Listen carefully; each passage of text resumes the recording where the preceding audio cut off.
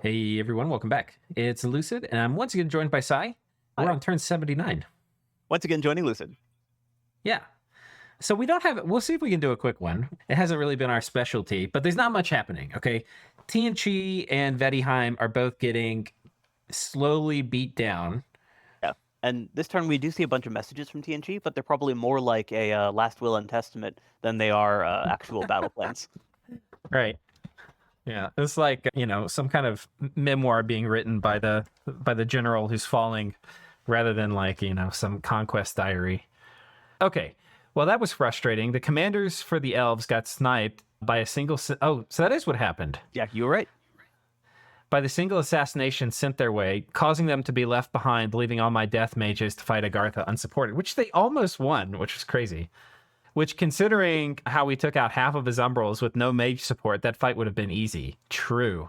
Just the latest loss in a sting of single low-chance point failures getting hit, causing an entire Palais to collapse. There are ways to mitigate all this, but I only have so many resources to cover holes and gambles need to be made. This is what you were saying. I wouldn't say it's so much as I'm unlucky, so I'm in a bad situation, as I'm in a bad situation, so I have the opportunity for bad luck. But it sure has been a lot of bad luck. I think this is very well said, though I'm probably reading it poorly. But yeah, he's basically just had to take some risks, and it's like every single risk he's taken has gotten exploited. So yeah, and it's kind of like what you're saying is where when you're behind, then any mistakes that you make are magnified, right? Like you can't get away with any sort of lack of troop support or whatever just because you don't have the extras. You don't have the right. mages to make up for these losses. Like Erythia's had made far more mistakes, I would say, in their war against TNG than TNG has made. But none of them have been devastating because TNG is the only person that they're fighting, and they've been under enough pressure that they're not able to actually punish Erythia and take provinces out. So outside of the mage losses, Erythia isn't suffering too badly. Yeah, it's a little bit like a poor tax. There's so many things, not to get too social commentary-y, but there's a ton of things that just, if you're poor, life is more expensive. You're like going to your payday loan place, you've got credit card debt, you have to buy a car that needs maintenance all the time. It goes on and on and on. Yeah, and it's what Terry Pratchett called the boot economy. The what economy? The boot economy. He has Terry Pratchett, the Discworld author, had one of his characters go through that if you're rich, you have nice boots, so you don't need to replace them as often. If you're poor, your boots are cheap, so you wind up paying more over time. Yeah. I'm going to get the cheap thing, and then it breaks every year, and so you have to replace it. So that definitely exists in Dominions. Once you get on the ropes, you kind of get forced, and you can sit in your cap and then guarantee you lose. But if you want to be active and at least have a percentage chance of turning your position around, you end up having to take a lot of gambles, and they can go well, but they also can go really badly. Going to fight Erythia and try to push them off our fort. This seems like the perfect change or chance for them to capitalize on flames from the sky, so let's see if they make use of it. Latch, this fight with Erythia should give a pretty good idea of how little we have left, but I'm feeling pretty confident about being able to win, just like every other loss I've had so far. Oh, nice. Latch, Pan can probably nuke all my elves with his god and ghost riders together. That is going to suck. Oh yeah, because they're de-stealth because he doesn't have the commander to pull them out. Right, and they're probably alone. I wonder if any commanders are left there. He might not even be able to move them. A message has arrived from TNG. Vengeful Waters this turn killed 11 sages. One flame corpse. I think that's the immortal Agartha dude. 5 scouts, 4 Dukados, 2 mystics, 1 priest, 1 pan. Survivors were 4 tarts, 1 Catonian necromancer, 2 pans, and an Ivy King. Something of a sign of how many tarts are in our territory right now. Smiley face. Yeah, we've seen those are geared too. Right. Demosthenes. To talk a bit about our constraint, we're basically our crystal gear. We have no golems. Out of crystal gear, yeah. We have no golems, except for the one lost in the void this turn. So both astral and air magic are very hard for us to use now. We still have our immortals for death blood, and boosters for nature, water, earth, magic. Some boosters were committed to tasks like the patrolling of our capital, set up for the inevitable drop of Aussies onto it when it is decided we've been softened up for it. In practice, this means we're going to take a lot of unnecessary casualties and any engaged. He means engagement, yeah. Engagement with the astral powers. Enslaved Mind, Gift of Heaven are punishing without proper astral magic, and basically anti-magic and Will of Fates. And with only Celestial Masters and 25% randoms, we have no way to deal with Magic Duel oppression without using golems. These last few turns have definitely not been playing to our best. We've definitely not been playing to the best of our ability. A lot of our key mistakes, losing armies in the last several turns, were effectively scripting mistakes, not matchup resource problems. We're both low on real life time, but at least we're making them all work for every bit of territory. Our main military priorities at this point are protecting the discount sites and our capital for returning. Cool. Yeah, they're definitely making folks pay for it as best they can. Yeah, I don't think you can ask for more. Message from Gath. You want to take this one? Sure. Hello. You and the viewers might have been wondering why Agartha is still alive and even capturing thrones. The answer in my case is that defeating Agartha, which of course can be done very easily, will give me some resources and worsen my diplomatic situation significantly. At the point when I don't care about Diplo anymore, I might capture him, but even then it is unclear whether it is needed. Agartha has been serving my goals very well, acting as a buffer from TNG and now Pan. It is overall much better to have an easy border with Agartha than a dangerous one with Pan. And the fact that it is he and not Pan who got that throne is great for me, because while Pan may be thinking he can easily capture it at any time, it is not exactly true, because I have omnipresent units that can defend enemy thrones almost just as well as my own, because of the insane map move on those horrors. Right. Because there is not too much action going on, let's talk about macro things. My blood eco has just reached 600 slaves, which is probably the limit I can afford without hurting gold too much. I'm so glad I made Drop Near a long time ago. The biggest deal is replacing real troops that are patrolling now, Shadim, Serim, Summons, regular gold troops, and somewhat Levites, with dedicated patrollers like wolves, skeletons, and corpse constructs. Easier said than done, because even though I'm producing a lot of free wolves and some free skeletons every turn, it is nearly not enough to support 12 hunters per province. So I'll be adding crossbreeding and Army of the Dead starting this turn. Nice. Another problem is, of course, supplies, which are very limited under Illwinter, and wolves are bad patrollers and are thus required in large numbers, resulting in large food consumption. Speaking of hunters, at this scale, I'm finding 10 to 12 hunters per province, backed up by about 250 to 350 patrol strength to be the most efficient formula. I'm also trying to abuse the free pop from Rebirth, and for that, the most efficient way I've found is hunting a province down to 2.5k with 12 hunters, then switching to a neighboring one, and then back once it reaches 3.5k again. Of course, it requires micromanagement and is not nearly as broken as it was before Rebirth was nerfed, but it's still quite good because it only requires upfront investment and some upkeep, and you're not hurting your real gold economy. It takes 6 to 7 turns to hunt down from 3.5 to 2.5k and results in about 170 slaves. Hope you're not too bored by all these details and numbers and don't condemn me too much for abusing the mod. My general understanding of the game is that I can and will use all legal tools that I am given and manage to identify that will increase my chances of winning. If the game is offering me something for free and it makes sense to use that, I will. So stay tuned for the next episode, where I plan to talk about the troops and mages we are finding relevant and planning to use in the future wars. Yeah, that seems fine to me. I don't think that the mod's really that out of tune. Yeah, it was, and when I was playing it, because it also gave free gold. So you were actually getting more gold from hunting down and growing back your provinces than you were just by not blood hunting. Right. Well, now they have to basically put it through a rest period where, there's no blood mages in it for 10 turns or something, or 20 turns for it to get back up to that, however long it takes. But yeah, cool. So let's see. There's a battle at Vaetti. That might be exciting. I think it's just poking. Yeah, this is one of those, it can beat PD, but it won't beat a real defense squads that Vaetti is so fond of, or that Shivalva is so fond of. All right, it's budget attack versus budget defense. I wonder which one's going to come out here.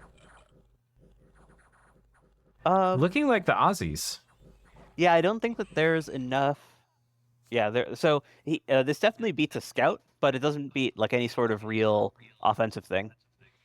I mean, that's a fair number of mages. It was, the gold lost on Vaetti's side. We've got 230, 150, so we'll call that 400, and then 700.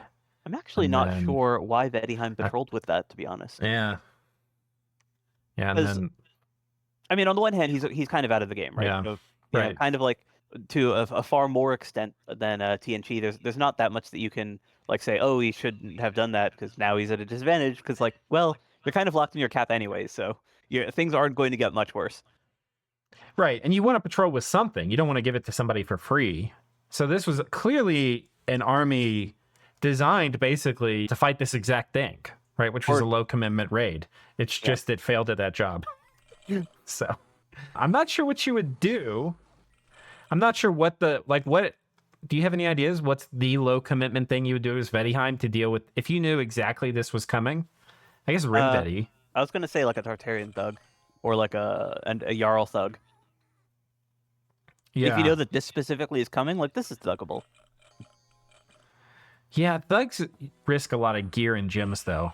I feel like the lowest commitment thing, if you knew this was coming, would be like 2 squares of Rim Vetti, an elemental caster, and some buffs. Yeah.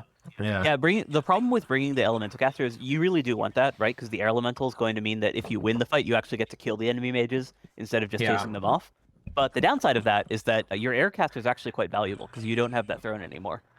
That's true. That's very true. So anyway, this is a pretty clean light raid from Zabalba, and now has Vetti's cap under siege. So the Zabalba gets to choose, okay, do I move everything in and try to force a fight? And Vettihheim gets to choose, okay, is Zabalba going to do that? Do I show all my cards? Because if they show all their cards, they could also get gym baited. That would be what I would do as Zabalba in this case, is I would probably gym bait him and basically make Vettihheim have to keep patrolling with something always. But then if he ever patrols with too much, he would at least get gym baited or like, something. Yeah, I basically fuck with him. That's for sure the conservative play. I think that makes total sense because if you just leave that army there or bring in just a gem bait, then you get to see what Vettihheim's doing, and Vettihheim doesn't really have the option to do a partial defense. Right. Like they can't do half. They have to do everything or almost nothing. And with Xibalba, the big advantage of a gem bait, aside from the fact that you make them spend the gems, is more just that you get to see what their actual script is. So you can actually like plan and then test around what they're actually going to be using to make sure that you win. Yeah. And I mean, Vettihheim's at the point now, I don't know how much they have in gym reserves, but once you get down to a couple forts, gym baits become more impactful. Like after getting gym baited a few times, oftentimes like 4 or 5 times, you might not have gems to do any of the important spells you need. So, yeah. You can actually just totally turn off the spigot of them being able to operate. Okay. Where should we go to now? Let's take a look at TNT. Oh, we might have been getting a big TNT battle. I think the TNT front is there should be a big Arithia versus TNT fight. Let's see if we can see one here. Looks like that's just a Tartarian raid. He brought up point buffers with that Tartarian, which is kind of interesting. Oh. It's a fuel-minded boy, yeah. All right. Those are very easy to steal. They have very low MR. So this probably is it, because it's TNT riding into Arithia. And that does look like a real army. Although Arithia is not leaving a real army behind to take that fight. Yeah, just liches. Liches get stitches. Yeah, they're not lifeless. But, yeah, he gets rid of them very quickly. So that was just a gem bait from Arithia. Yeah. Did kill a Celestial Master. I'm interested how that might have happened. Was it Magic Tool, or did he kill himself? It was a Magic Duel. Oh, there we go. Are we this guy? Yeah, it looks like he hide with the Mystic. Yeah. Well, that's unfortunate. Celestial Masters are, of course, quite valuable. Cap only, slow to recruit, hard to replace. And that's actually kind of one of the things TNG was messaging us about. They're like, this kind of sucks. We're very, we have limited resources. We're very vulnerable to Magic Duel. And, Arithia is kind of picking away at them here. Not at scale, but, picking away. Yeah, one of the things that TNG had commented about was that these Astral Mages are very valuable and hard to replace. And we're kind of seeing that here. Yeah. Let's see if there were any other interesting fights here. This can probably be... This was the fight we saw. This was the fight we saw. Yeah, I don't think that we're going to see too much action this turn. just because Yeah. that was kind of the one thing that we'd been forewarned to expect, and we've already Yeah. And the other thing is we were potentially going to see a fight here. Okay, so there was a commander. There were all these isolated elves. So Pangea didn't choose to send their god on them, which is what TNG was worried about. Apparently there were commanders enough to get them out, but probably not to stealth them out like you were saying. Yeah, he was worried about being magic phased. Right. I was thinking this army wouldn't be able to get out at all because there are no commanders. It looks like he moved an ancestor guide here probably to have a shot at killing like a Pangean god that magic phased here. That's my guess. Or the other thing he was worried about is just the wraith lord, or the wraith attack of Pale Riders. Right. But that would do, the elves would do better against that at least, but maybe a few of them would be too much.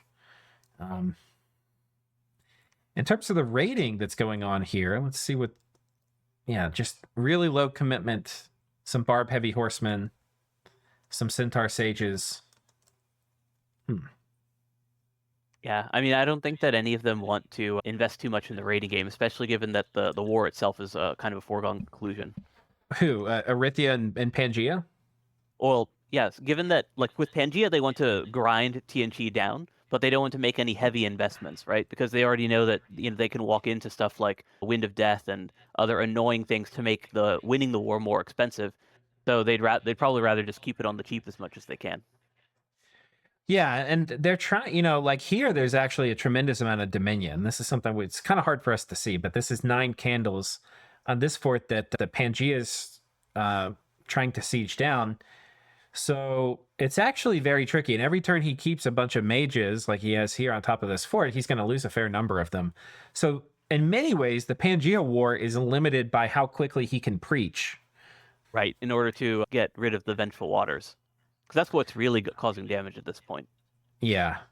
And he could like stealth preach with dryads, but they'll get picked off by elementals from Vengeful Waters, even while stealth. So there's really not an easy solution to this other than build temples everywhere, which you can see they're doing.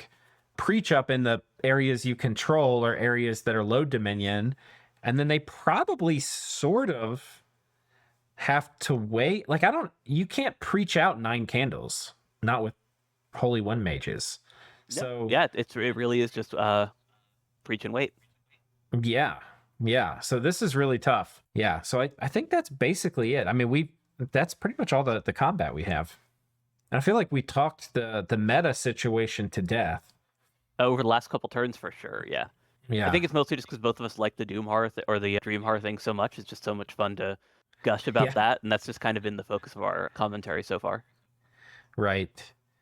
So I think the state the world's in, just maybe in closing, is that there's the Pan-Gath Alliance, which is going to continue at least until turn 80. They're going to be which is coming up. They're going to be maybe figuring out who is going to be their ally, like what's the next thing the game's going to shake into.